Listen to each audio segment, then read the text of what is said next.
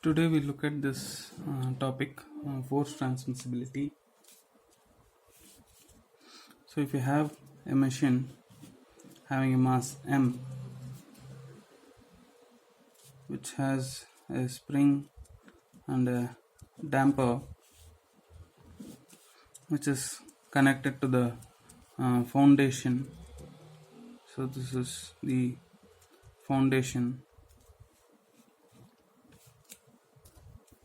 and there is an external force acting on this F naught sine omega t. So this is K, this is C.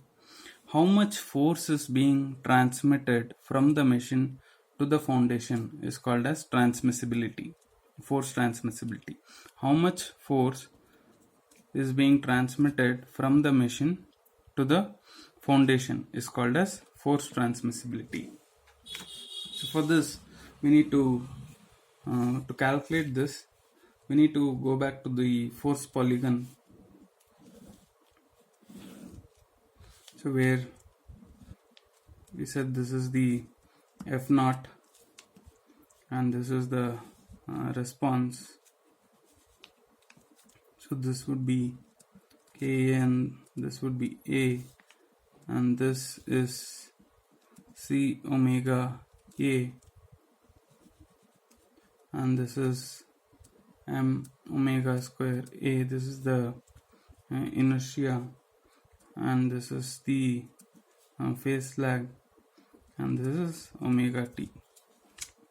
So in this, if we want to find the transmissibility, so transmissibility ratio is given by force transmitted divided by external force applied.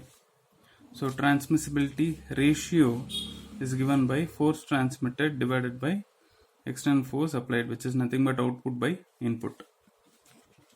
So if you want to represent force transmitted in this force polygon, so force transmitted is nothing but the force that is transmitted through the spring and the damper to the foundation. So it would be the resultant of the spring force and the damping force. So this would be the force transmitted. So the resultant of the spring force and the damping force is the force transmitted. So Ft divided by F naught will give you transmissibility. So transmissibility, let's derive this. Transmissibility is equal to force transmitted is the resultant of this, it is the spring force Ka square plus C omega A whole square divided by F naught. We already know it is Ka minus m omega square A whole square plus C omega A whole square. So this, if you simplify, this would be transmissibility ratio would be root of 1 plus 2 zeta eta whole square divided by root of 1 minus eta square whole square plus 2 zeta eta whole square, where eta is equal to omega by omega n. So this transmissibility ratio will be equal to 1. Transmissibility ratio will be equal to 1. If you put 1 here and find out what will be the value of eta, so you would get this as 1 minus eta square whole square plus 2 zeta eta whole square is equal to 1 plus 2 zeta eta whole square. So transmissibility ratio is equal to 1 means, so 1 minus eta square whole square plus 2 zeta eta whole square is equal to 1 plus 2 zeta eta square. So this is 2 zeta eta whole square. So this and this would get cancelled, and 1 minus eta square whole square would be equal to 1. So, or 1 minus eta square is equal to plus or minus 1. Eta square is equal to 0, or eta square would be equal to 2. So eta would be either root 2 or 0. So when omega by omega n is equal to root 2 or 0, transmissibility ratio would be equal to 1.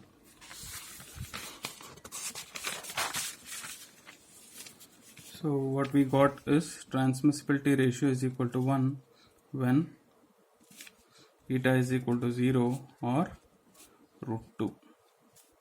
So if you plot this transmissibility ratio formula, so that is 1 plus 2 zeta eta whole square divided by root of 1 minus eta square whole square plus 2 zeta eta whole square. If you plot this for various values of eta, that is omega by omega n, if you plot it, what you find is transmissibility ratio is greater than 1 when eta is less than root 2.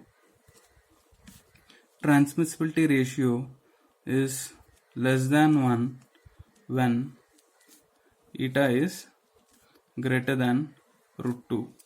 So this case, when transmissibility ratio is greater than 1, that means the amount of force generated in the machine and the transmitted to the foundation is much more. Okay, more force is transmitted to the foundation. So this is amplifying instead of isolating. Okay, so transmissibility ratio is less than 1. That means the amount of force transmitted is less than the amount of force applied at the machine. So this is isolating. So always omega by omega n must be greater than root 2 to have a isolating case. So that spring and damper is called as isolator. So this is a very important thing, and isolation is equal to 1 minus transmissibility.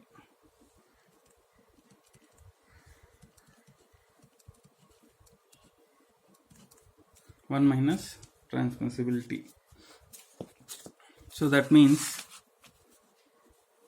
if you want to find isolation where transmissibility is 30%, so 30% is the transmissibility, you want to find isolation, it would be 70%. So only 30% is transmitted from the machine to the foundation, that means isolation is 70%. So this is just an example of how to calculate isolation and transmissibility. So the kind of numericals that may be asked in this would be, what is the force transmitted to the foundation? Okay, so if you have to find that,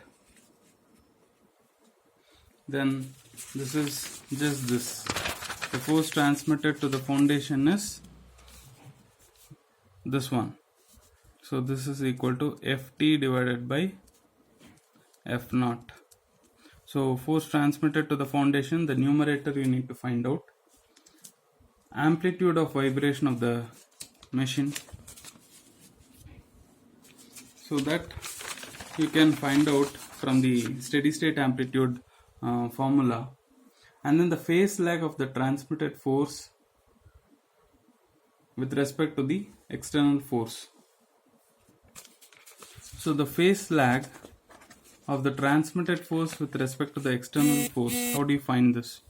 So he is asking the phase lag between the force transmitted and the external force Ft and F0. So we know that this whole thing is phi. Okay, so if we have to find out this one, this angle, this phase lag we need to find out. So if we call this as alpha, this would be phi minus alpha. So that would be phi minus alpha. And you know what is tan phi already. So we'll just calculate tan alpha. Tan alpha is nothing but C omega, opposite by adjacent. So it is C omega A by Ka, which is nothing but C omega by K.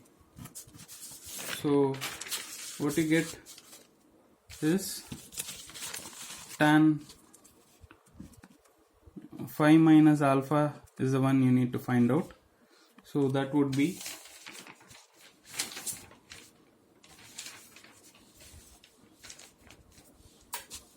tan phi is, you know what is tan phi? So it is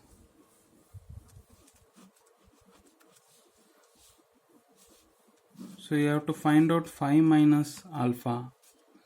So it would be tan inverse of 2 zeta omega by omega n divided by 1 minus omega by omega n whole square minus, this is phi.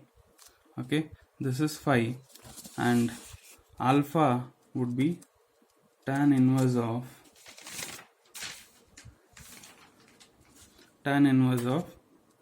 2 zeta omega by omega n.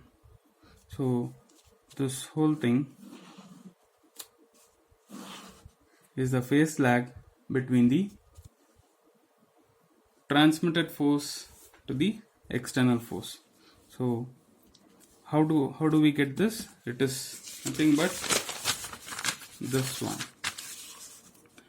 He has asked the phase lag between the force transmitted and the external force. It is phi minus alpha. The whole thing is phi and this is alpha.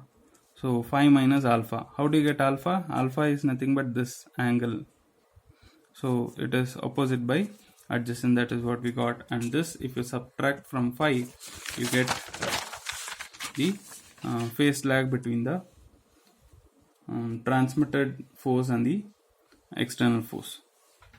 So this is how you do the phase lag. So similar problems can be solved using this. Try doing some numericals, and we'll continue with some more numericals in the next video. Thank you.